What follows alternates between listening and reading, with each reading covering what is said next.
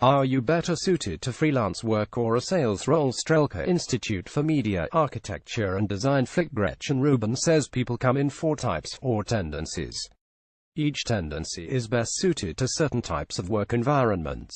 Knowing your tendency can help you find a role you enjoy and one in which you do well. Finding a job that fits your personality might seem self-indulgent. Do you really need to feel like your boss and co-workers get you isn't it enough to do your work well, get a solid performance review, and go home? Ask Gretchen Rubin and she'll tell you that personality plays a key role in not only how much you like your job, but also how well you perform at your job. Rubin is the best-selling author of multiple books, including, most recently, The 4 Tendencies, in which she divides people into 4 personality types, or tendencies. You can take Rubin's quiz to figure out which tendency you fall into. Rubin's quick to acknowledge that anyone can do any job, no matter the tendency, but she says certain tendencies are most likely to thrive in certain work environments. These are the 4 types: obligers, upholders, questioners, rebels. Upholders generally meet both inner and outer expectations, meaning they don't let others or themselves down.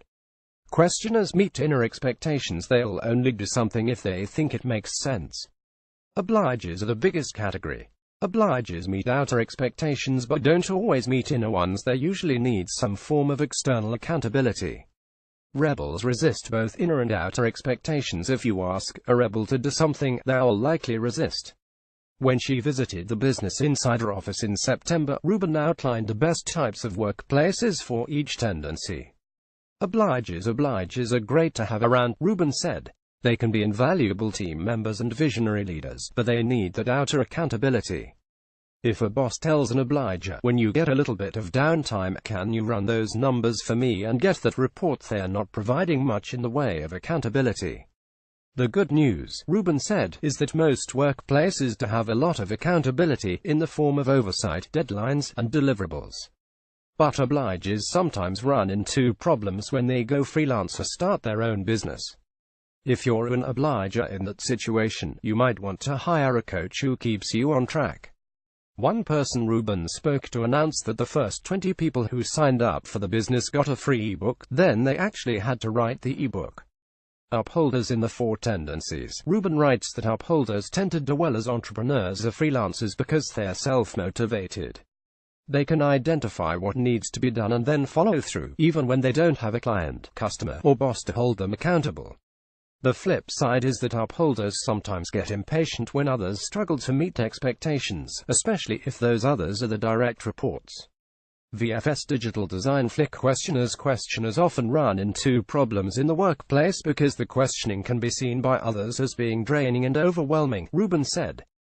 Or, if they have a thin-skinned boss, that boss can feel undermined or like someone's questioning their authority. If you're a questioner, try to find a work environment that values your relentless curiosity and your willingness to challenge edicts from above. Rebels. As for rebels, Rubin said, they typically do better in situations where there's a lot of change. Rebels tend to like spontaneity. They don't like doing the same things every day. That's why rebels tend to do well in sales roles, Rubin said.